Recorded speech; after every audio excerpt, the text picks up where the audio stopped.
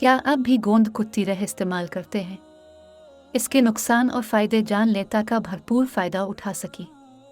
पहाड़ी इलाकों में पाए जाने वाले कांटेदार पौधे के अंदरूनी मवाद से हासिल किया जाने वाला गोंद कुत्ती रह मीठी सौगात के तौर पर इस्तेमाल किया जाने वाला एक गोंद है जो न सिर्फ खाने में इस्तेमाल होता है बल्कि टेक्सटाइल की सनत में भी इस्तेमाल होता है।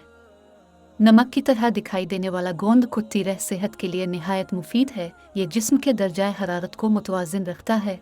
लो लगने की सूरत में जिस्म को ठंडा जबकि सर्दी में जिस्म को गर्म रखने में अहम किरदार अदा करता है। गोंद कुत्ती रह को इस्तेमाल कैसे करते हैं?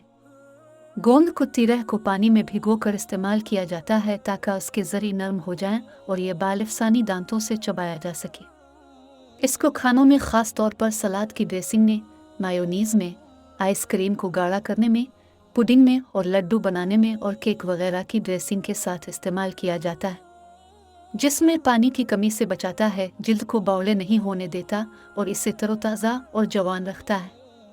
गोंद कुत्ती रह लेदर को पॉलिश करने में इस्तेमाल होता है। ये टेक्सटाइल इंडस्ट्री में सिल्क को रंग देने के अलावा मुख्तलिफ कॉस्मेटिक्स में भी इस्तेमाल किया जाता है। इन तमाम फ़वाइद के साथ गोंद कुत्ती रह का एक वाहिद नुकसान यह है कि इसको इस्तेमाल करने के बाद ज़्यादा से ज़्यादा पानी पिया जाए ताकि सांस की नाली बंद होने का ख़दशा न रहे।